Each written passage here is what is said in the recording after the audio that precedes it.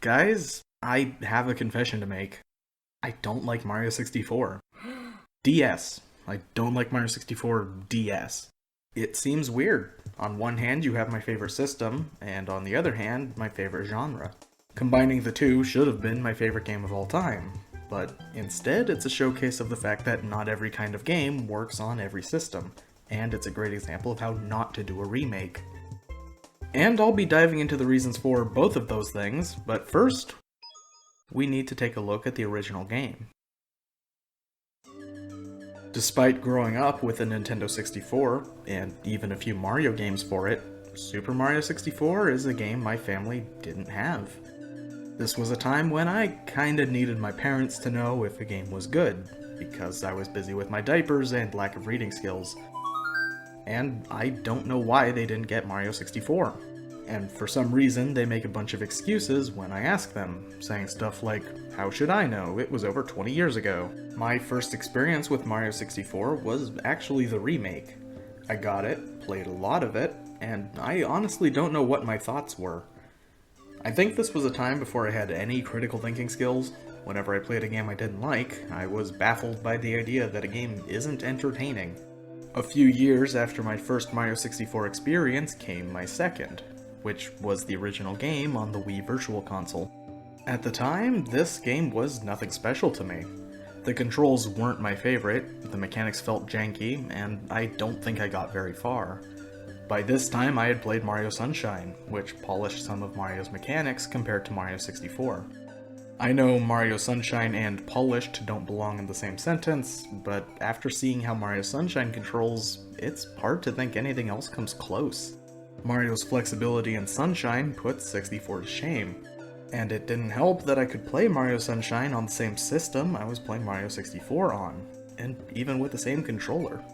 A few years later, I played the Wii U Virtual Console release of Mario 64, and to no one's surprise, I didn't like it. By now, the internet was well into its phase of hating popular games, and Mario 64 was its main target.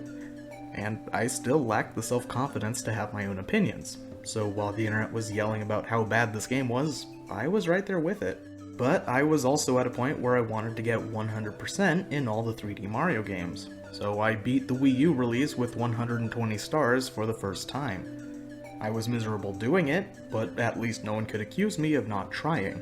Although if anyone asked me why I didn't like it, I probably would have just pulled an excuse from my favorite echo chamber and said, "It's overrated," which is code for, I don't have a reason to hate it, it just isn't as good as everyone says.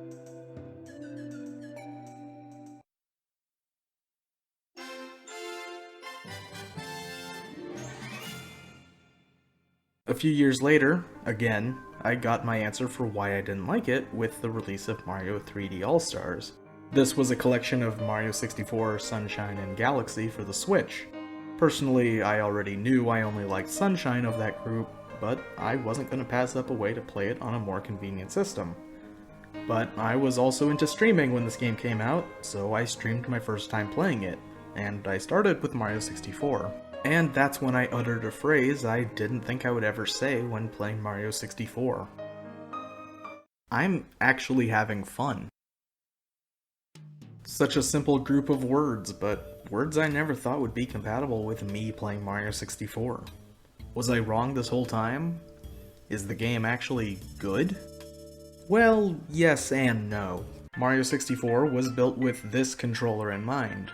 It used the sensitivity of the analog stick to its advantage, and the Wii and especially Wii U releases didn't handle the analog movement with much care. Because of that, the game is a bit harder to control. It's not unplayable with a GameCube controller or a Wii U Pro controller, but you aren't getting the same experience with them as you are with an actual Nintendo 64 controller. But when they were making Mario 3D All-Stars, they decided to do it right. Mario's movement here is far better than it's been in the last 20 years of re-releases of this game, which means I could actually appreciate the game's level design.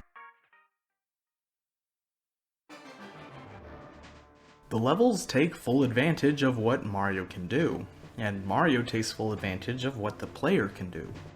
There are ways you're supposed to do things, ways you're supposed to get stars, but you rarely need to do it that way.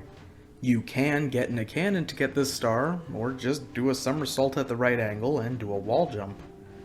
You can run all the way around the pyramid and climb to the top of it, or grab a spring box to get over the hill and do a triple jump. You can press this button and climb these blocks to get to the top of Bowser's submarine, or just don't. Getting good at Mario 64 is about more than just learning how to long jump to go faster. It means learning how to use Mario's different moves and learning the level designs to take shortcuts the developers might not have even intended. Mario 64 is fun because it was thought through. They didn't add obstacles that stop the player from solving problems in their own ways. They didn't restrict your options as a player to make you play the game the right way. When you get comfortable with a few of the more difficult mechanics, you realize just how intuitive everything is in this game. You stop thinking about how to time a wall jump, but it never stops feeling cool to use them in smart ways. And if the level designs were changed, or the controls were made less intuitive, the game wouldn't have lasted as long as it has. Dozens of 3D platformers came and went in the 90s, but Mario 64 is one of not many games that people still remember over 2 decades later. But during all of this, I had basically forgotten about its remake on the DS. While the internet was critical of the original game, Mario 64 DS wasn't treated any better. Everyone knew it was the worst version, so why should I go back to it? Well, everyone hated the original game now too, and that turned out to be a pretty fun time. Maybe the hate for the remake was overblown. And we'll start by looking at the first problem, the controls. You can already tell they had an uphill battle trying to get this game working on the DS. Mario 64 showed the world that analog sticks were pretty nice to have for 3D platformers. Now they were taking that beautiful example and making it worse? Usually a remake exists to show that now a game can be done better. The developers have more experience or new technology that they can use to make an old game better. But when you take the game that made the analog stick a household item and make it without an analog stick, you're going to need to somehow make the D-pad work just as well as the analog stick worked. And they didn't.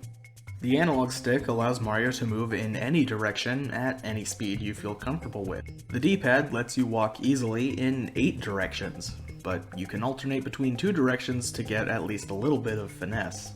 You also get 2 speed options, either walking or running. 3 if you include crawling. This just isn't good enough. I don't mind only having 2 speed options, but when you're crossing a narrow bridge at an off angle while the camera is actively moving, maybe it's time to break out the 3rd option. You can use the touchscreen as an analog stick, but it isn't comfortable. The touchscreen analog stick shows up whenever you touch the touchscreen, and the center is wherever you start touching it. So if you touch the screen next to, say, the left side of the screen, and you want to run to the left, you can't. The left side of the stick is off the screen.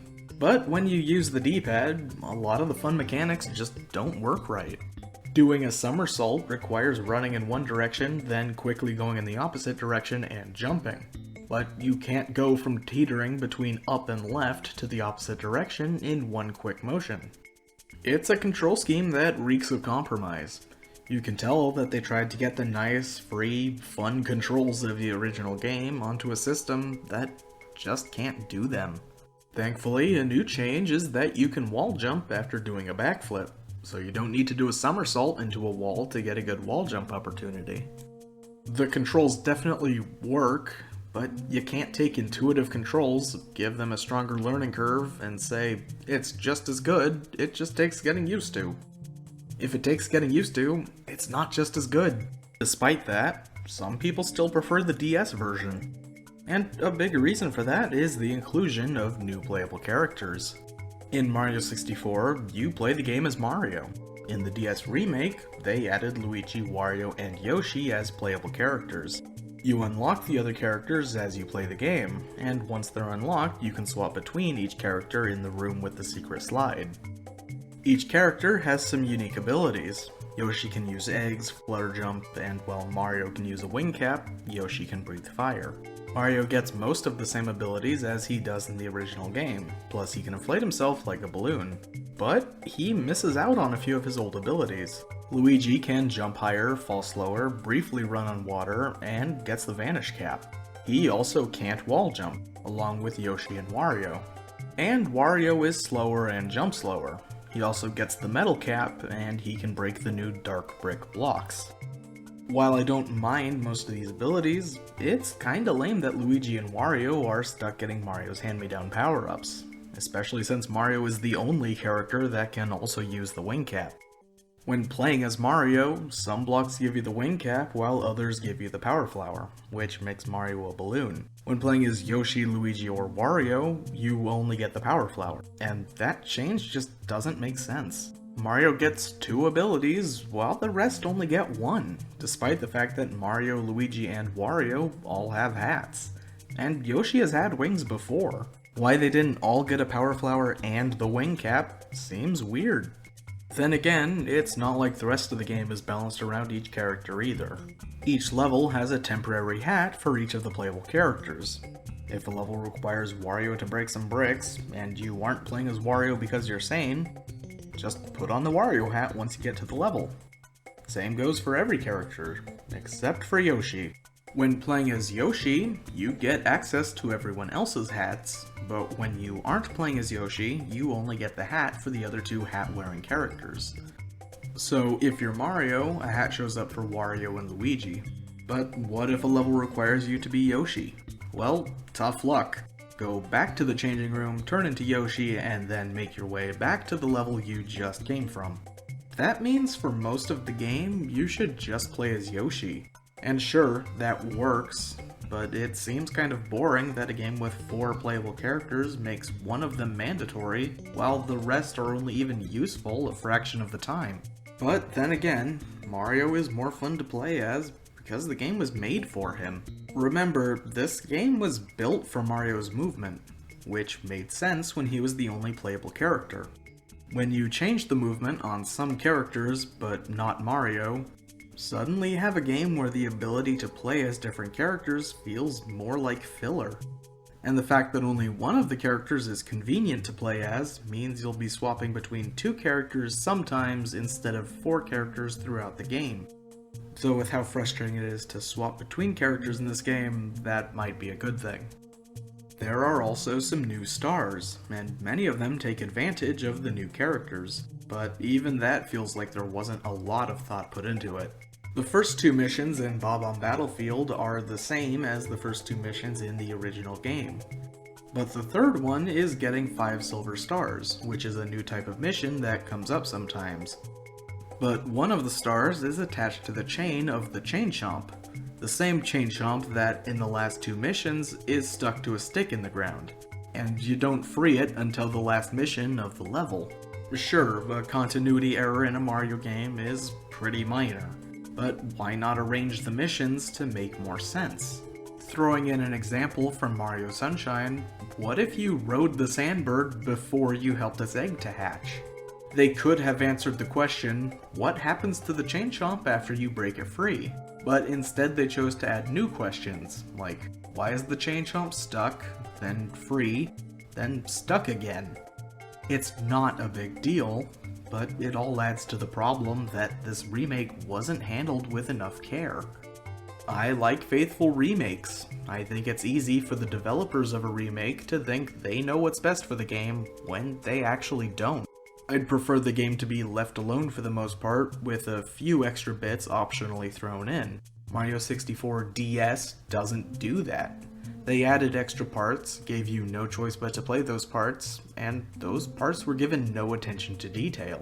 They didn't preserve the pacing of the original game, they added things in without thinking if it would actually benefit the game. And some of it actually does.